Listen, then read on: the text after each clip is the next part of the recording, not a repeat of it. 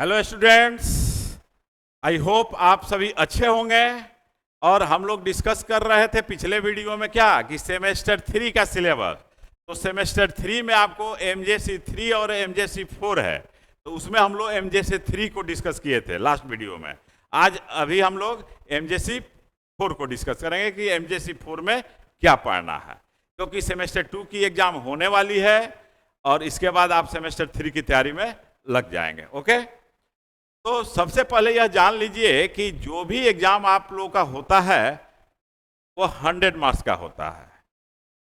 नहीं, semester wise कितने marks का होता है? तो जैसे MJC 1 100 marks, MJC 2 100 marks, MJC 3 100 marks और एमजेसी 4 भी 100 मार्क्स होगा। तो वही रेशियो रहेगा 30 और 70 का। तो 30-70 में यह 30 क्या है?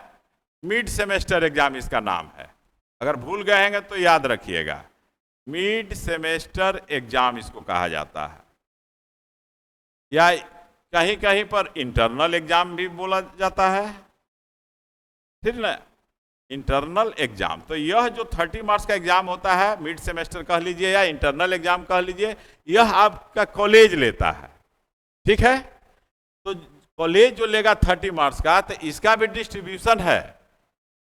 एक बार फिर से बतला दे रहे हैं, 15 मार्क्स, 10 मार्क्स और 5 मार्क्स। यह 50 मार्क्स क्या है? तो रिटेन है। यह क्या है?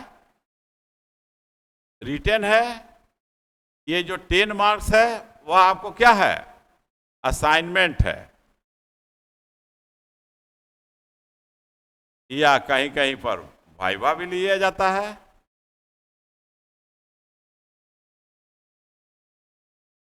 और जो 5 मार्क्स है यह आपके परजेंस पर डिपेंड करता है, परजेंस एंड डिसिप्लिन।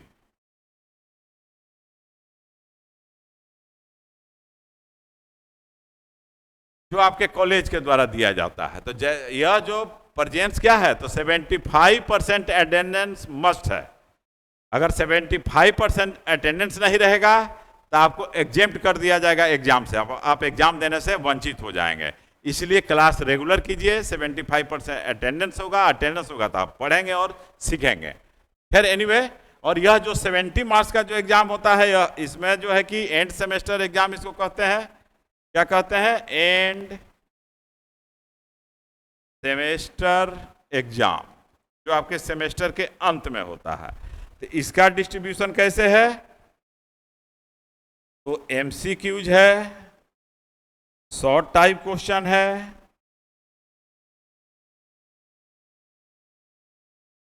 और लॉन्ग क्वेश्चन है। इस तरह से एंड सेमेस्टर में इस तरह का क्वेश्चन आपसे पूछा जाएगा जैसा पूछा जाता रहा है। ठीक है, तो इसके लिए आप प्रिपेयर्ड हो जाइए और तैयारी में लगे रहिए हमेशा, क्योंकि आपको यूनिवर्सिटी मौका नहीं देती है कि आप आराम कीजिए। ठीक है ना, तब पढ़ाई अनवरत रूप से जब तक आपका फाइनल नहीं हो जाता है तब तक पढ़ते रहना है। और जब आपका आप इंग्लिश लिटरेचर लिए हैं, आप इंग्लिश ऑनर्स कर रहे हैं, इट मीन्स कि आप टीचिंग प्रोफेशन में जा रहे हैं, यानी असिस्टेंट प्रोफेसर बनने जा रहे हैं। ऐसे मैं आपके बारे में अपने बारे में मैं बतला रहा हूं कि मैं रामकृष्ण द्वारिका कॉलेज जो पाटलिपुत्रा यूनिवर्सिटी है उसमें एज ए विजिटिंग प्रोफेसर के रूप में मैं अपॉइंट हूं। ठीक है, अभी तो क्लास ले रहे हैं पिछले 2 साल से। फिर एनीवे, तो आप लोग जो है कि इस तरह से तैयारी करें। ठीक है, और हम लोग देखते हैं कि सिलेबस क्या है आपका। तो एमजेसी 3 को डिस्कस किए थे लास्ट वीडियो में, अब हम लोग एमजेसी 4, यह भी आपका 100 मार्क्स का है। ठीक है, यानी 2 पेपर आपका हो जाएगा, एमजेसी 3 और एमजेसी 4। तो इसमें आपको पढ़ना है ब्रिटिश पोएट्री एंड ड्रामा। कहाँ, कब से कब तक? 14th to 17th सेंचुरीज, 14वीं शताब्दी से 17वीं शताब्दी तक के ब्रिटिश पोएट्री और ड्रामा को आपको पढ़ना है।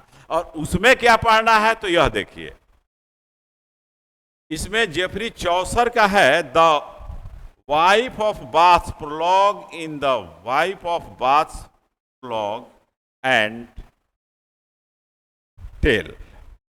तो यह कैम्ब्रिज यूनिवर्सिटी प्रेस की बुक है, उसको आप ले लेंगे और उसको आप पढ़ेंगे।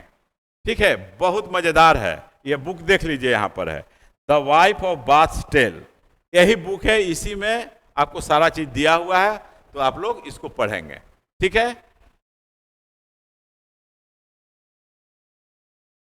इसके बाद हम लोग देखते हैं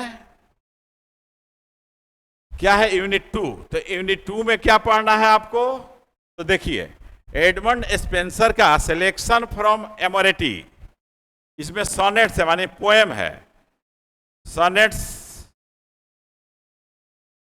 like as a huntsman sonnet, और एक सनेट है स्वीट वैरियर, एक सनेट है one day I wrote her name, यानी 3 सोनेट आपको पढ़ना है। सोनेट का नंबर ये दिया हुआ है, ये 57 यहां पर है, 57 और एक सोनेट यहां है।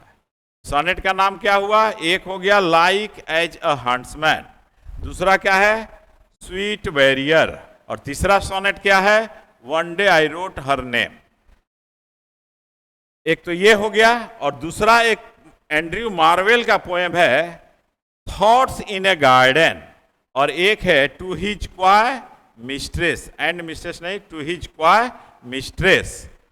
तो ये 2 पोएम आपको किसका पढ़ना है, एंड्रयू मार्वेल का, जो इसी पीरियड के हैं राइटर। तो ये दोनों किस पीरियड के हैं, इस पीरियड के हैं। ठीक है, तो ये 2 पढ़ना है। तो देखिए यहां पर है, ये बहुत लंबा पोएम है, माने पोएटिक लैंग्वेज में लिखा हुआ है, लेकिन एक तरह से यह ड्रामा की तरह हम लोग पढ़ते हैं। और दूसरा यह है मार्वेल का थॉट्स इन ए गार्डन और टू हिज क्वाय मिस्ट्रेस। जब हम लोग इस पोएम को पढ़ेंगे तब डिटेल्स बहुत सारा चीज इसमें बताया जाएगा कि किस तरह का इसमें यूज हुआ है वर्ड्स का। ओके, तो ये दोनों बुक आप देख रहे हैं, ये तो आपको पालग्रेव्स पोएट्री में भी मिल जाएगा दोनों पोएम, इसके लिए आपको ये लेने की कोई जरूरत नहीं है। पालग्रेव्स पोएट्री एक खरीद लीजिए, उसमें सारा मिल जाएगा। नेक्स्ट देखते हैं क्या है यूनिट 3। और यूनिट 3 क्या है, क्रिस्टोफर मार्लो का डॉक्टर फास्टस ड्रामा है।